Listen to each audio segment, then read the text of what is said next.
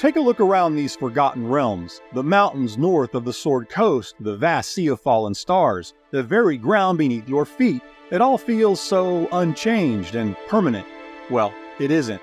In fact, it's a divine crime scene, and the fingerprints of realms lore gods are everywhere. You just have to find the clues.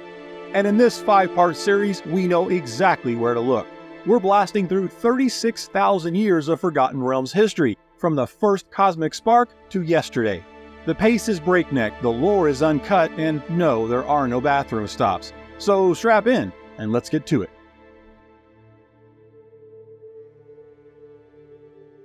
To start our journey, we must travel back to the Age of Ages, a time long before your biggest problem was a mind flayer tadpole rewiring your frontal lobe. This was prehistory. No dungeons, no dragons. Only the overgod Ao. Less a god to be worshipped, more an immortal game master setting up his house rules. Ao would conceive of a universe, and within it, the crystal sphere where realm space would reside. At its heart, a lone world would orbit a single star. This planet, a celestial snow globe, would be called Aearee Toril. The overgod Ao is often thought of as indifferent or capricious, for reasons that will become clearer as we advance this timeline. However, it was his singular act of creation from which the very genesis of every story, every hero, every villain and empire to come would be made possible. From the quiet of this nascent reality, Ao then brought forth the first beings of divine power, the twin sister goddesses Selûne and Shar. This was followed by setting the Great Wheel in motion, the cosmological architecture required for existence. This would encompass the literal heavens, hells, and every temperament in between, each snapping into alignment as the outer planes. A consequence of the balance struck between law, chaos, good, and evil, each plane would ultimately reflect the influences of the myriad of gods to follow. This fundamental framework would also include the inner planes and their infinite supply of raw materials, fire, water, earth, and air, along with all of their adjacent para- and quasi-elemental planes. Completing this mosaic were the planes of ethereal energies, both positive and negative, and in time, the two great mirrors to come, the Feywild and the Shadowfell, or the Land of the Fairy and Plane of Shadow for the more classically inclined. The game board was now set, the pieces in place. All that was missing were the first sparks of life. But then came the drama. Diametrically opposed forces of light and dark, the twin goddesses would set the standard for sibling rivalry. Selûne, the brilliant light of creation, Shar, the voice of absolute darkness. Their duality was one of perfect yet opposing balance. But balance is not peace. Yet from their fleeting cooperation, a third deity of this newborn universe would be introduced, Shantia, the Earth Mother who embodied the waiting potential of the fertile blue planet below. And it was Shantia who first yearned to see Aearee Toril blossom with life.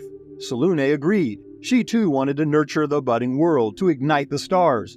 But her dark twin Shar, who saw life as a fleeting, painful flicker that only marred a perfect darkness, objected. Photosynthesis needs sunlight, and Shar was busy trying to pull the plug. And so the cosmic custody battle had begun. The result of their conflict was two injured sisters, some deeply seated animus, and probably a bit of personal trauma, but lunar victory for life was had. Shar would slink into the shadows of nihilism, where she eternally plots her revenge to this very day.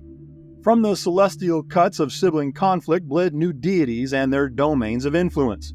As this young pantheon of gods began to shape the nascent world in their image, those first sparks of divine order would awaken elemental intelligences that later 4th edition scholars would call the primordials. These powers would also assert their claim on the new planet, thus setting the theater for a pivotal war to come.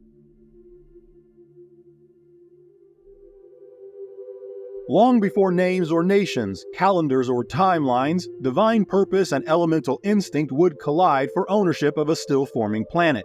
The gods wanted order. The primordials, however, had other ideas. The raw, untamed essence of the planet rose like elemental antibodies to attack the divine interference they saw as an infection of the natural state. And just like that, the Dawn War was ignited. In a time before time, upon a world with no life means no mortal eyes or hands to record the epic events to follow. Yet the tales are plenty, some more apocryphal than others, but each with the most obscure of origins. So it should come as no surprise to learn that no history book recalls who cracked the sky or threw the first mountain, only that two factions, each with planet-sized egos, bloomed into the very first divine war. No writings are needed, however, when the scars of that war are so plainly visible in every mountain range, every ocean and sea, every rolling canyon and coastline. In that historic silence, they flattened ridgelines, boiled seas, and punched calderas of magma into the Earth's crust. Gods hurling divinity against the primal power of elemental guardians of storm, fire, and stone, unfolding over a world locked beneath a planetary shell of ice.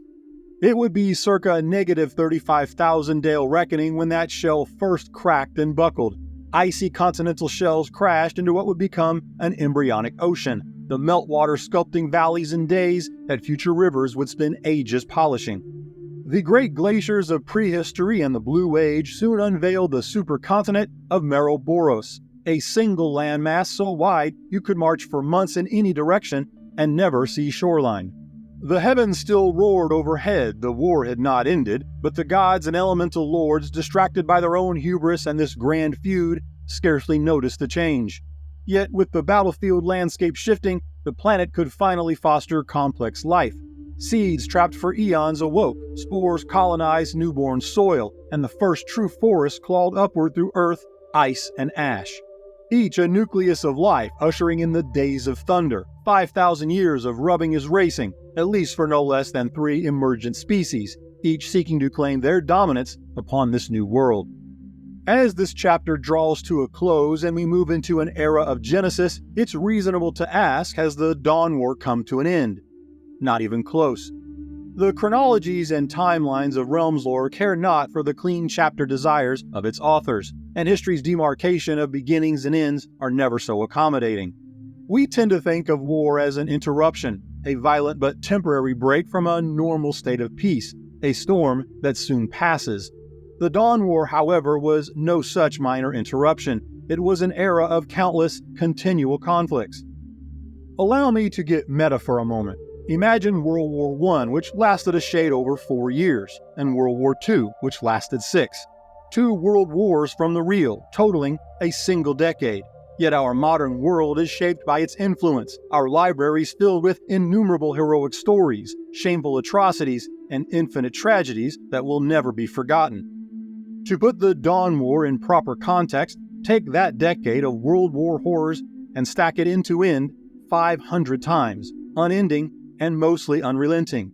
That's the Dawn War. Not a decade of battle, but 5,000 years of war. From the first Sumerian armies clashing over irrigation ditches, pharaonic wars over the River Nile, the fall of Rome, the Napoleonic and American Civil Wars, right up to 21st century drone strikes, all of humanity's wars and conflicts comfortably fit inside the timeline of the Dawn War, with centuries of room to spare. This is our frame of reference, and one often missed in the study of Realms lore history. The Days of Thunder didn't follow the Dawn War, they unfolded inside of it. Its influence serving as the soundtrack for the birth of the world's first civilizations and their desperate struggles for dominance in the age to come. With the cosmic framework of life now in place and divine blood of the Dawn War still dripping from the stars, the stage was finally set for mortal life to stumble into relevance. Upon a vast, unclaimed world still ravaged by the chaos of war crawled the first 3 species of notable mortals. Welcome to the Days of Thunder. Meroboros is the chessboard upon which all life is placed, and without its seas or oceans carving into and dividing the lands to create natural defensive borders, this early realm more resembled a giant planetary mosh pit than a cradle of life. Some pedantic scholars will argue the technicality of the first mortal races actually numbering 4 or even 5. However, the elves proper would not migrate to this world for a few thousand more years. And the humans? Well, yes, they almost certainly existed, but were narratively irrelevant. Our namesake species in this age made the Flintstones look like the Jetsons, mostly naked, living in caves and barely grasping the concept and certainly not the use of even the simplest tools. At this stage of our timeline, the ancestors of all within the range of my voice were still awaiting their ascension to a Stone Age. Our time will come, but for now the true powers of this young realm belonged to the first three creator races. The Sarrukh, also known as Saurians, were a reptilian race widely accepted as the first of the creator races. These hyper-intelligent beings I have grown fond of calling lizard wizards at my table were the progenitors to the modern-day reptilian and serpentine races of lizard folk, Naga, and the insidious Yuan-Ti.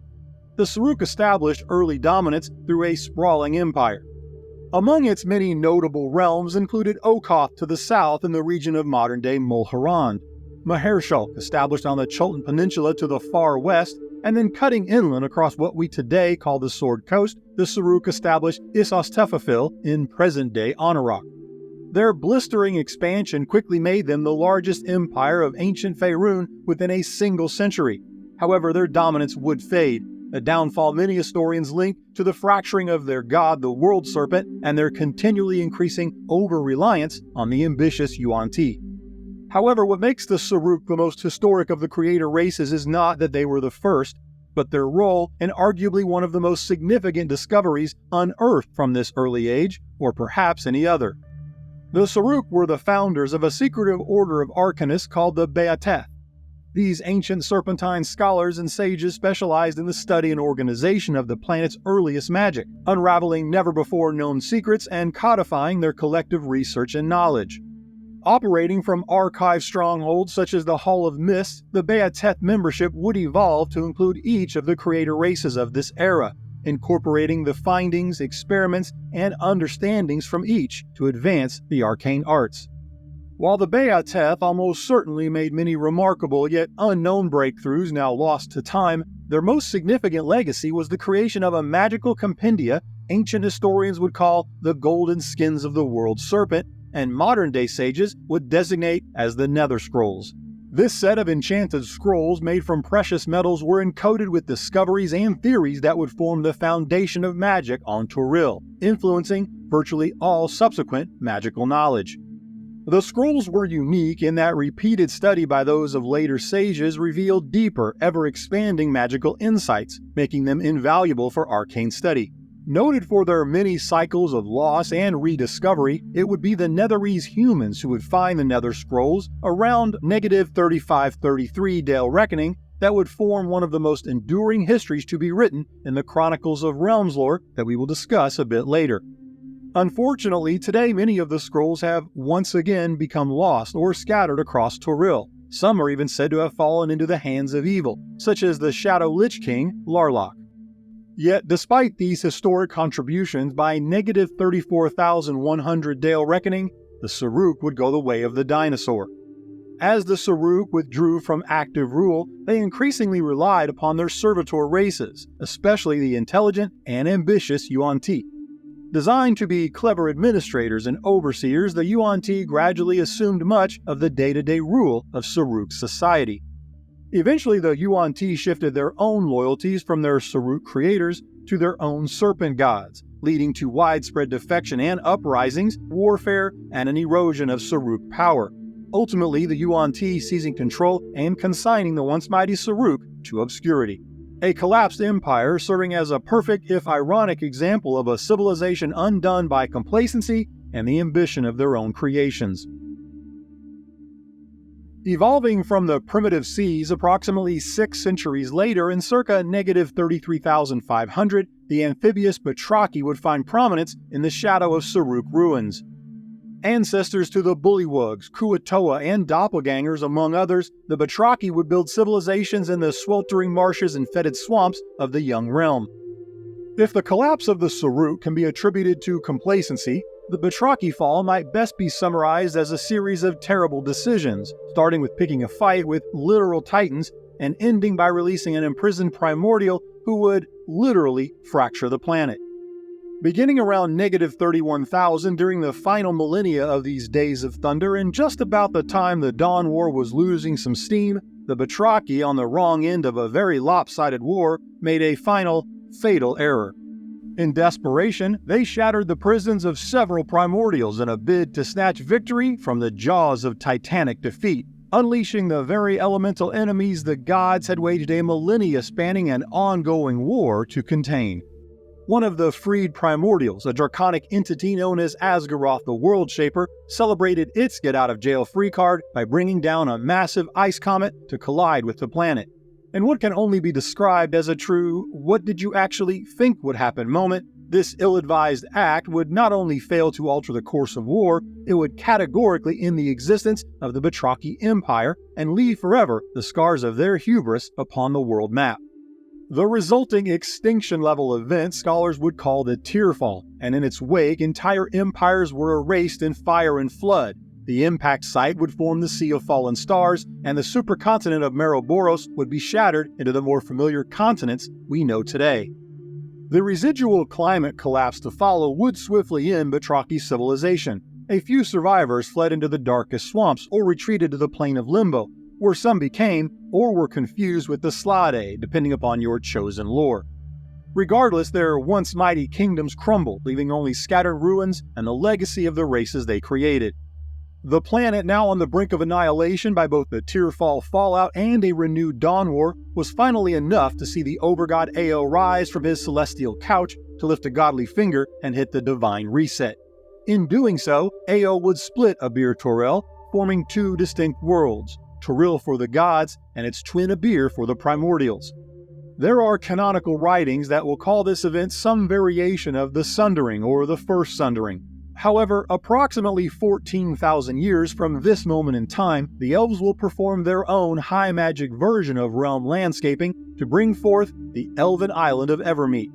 And instead of using some creativity to pick a new label for this event, their historians will call this the First Sundering, confusing sages, scholars, and lore nerds such as myself for the next decade. So to save us all from that headache, let's just call this a divine division, a celestial mitosis, or simply that time when Aearee cleaved the world in two. Nonetheless, in the aftermath of the split, the last defiant primordials that remained on Toril were finally defeated or imprisoned. And there are select texts found in the 4th edition libraries that will tell us this Dawn War triumph was enabled by a primordial betrayal among their own, even naming the defector, Ubtao the Deceiver, a title earned for his alliance with the gods that 4E insists ensured a planetary victory. Although as a point of clarification I am obligated to point out that this story is a full 4E retcon of Ubtao, as are all the primordials, holding limited support outside of the 4th edition. In fact, Ubtao held the divine status of a deity long before the 4E writings, existing as the god who created the jungle region of Chult and founded the city of Mesro as early as the 2nd edition. So to call him a primordial, or worse, a deceiver with clear contradictory evidence, smells of more self-serving 4E propaganda. I will, however, leave the merits of such condemnation up to each of you. With the planetary divorce now finalized, our third and final of this era's creator races would see their own rise and fall. The avian Aearee flourished after the fall of the Batrachi, reaching their peak circa -30,700. Masters of wind and majestic sky enclaves such as Vyaku, the Aearee soared above the burgeoning realms as the earliest progenitors of the Aarakocra, Kinku, and other avian races. In an all-too-familiar telling, their kingdoms would fall prey to internal strife, devastating losses in conflicts with rivals such as the Lamassu and the Knoll Shamans of Yinogu, along with an epidemic known as the Wasting Plague sweeping across their civilization. The final blow would come dramatically, circa -30,000 Dale Reckoning, with the rise of dragonkind. Eager to assert their dominance, dragons, both metallic and chromatic, united in what is known as the First Flight of Dragons, coordinated a purge of the skies, led by the dragon general, Nagamat. In a series of apocalyptic battles, each and every Aearee sky realm was conquered or burned to the ground below, their once vast empires consumed by dragonfire. The lore hints that the few surviving Aearee migrated west to distant lands such as Mastika and Ankarome to become a footnote in Realms lore.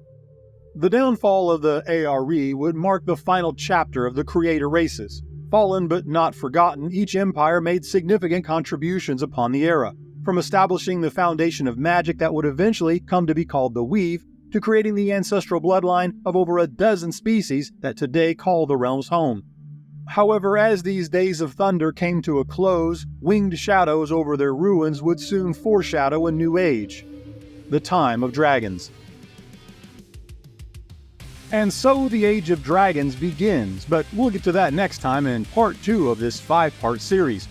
I love sharing all this foundational lore, but each of these videos takes hundreds of hours to bring to life, and it's your support that makes it possible. So if you enjoy the content and want to see more, please consider taking those few seconds to like, subscribe, and enable notifications. And if you really want to champion smaller channels that provide the content you enjoy, the YouTube Hype feature is a powerful new tool. And as always, deepest gratitude to my patrons and channel members for being the bedrock of this community. Thank you for watching, and I hope to see you in part 2. Until then, take care, my friends.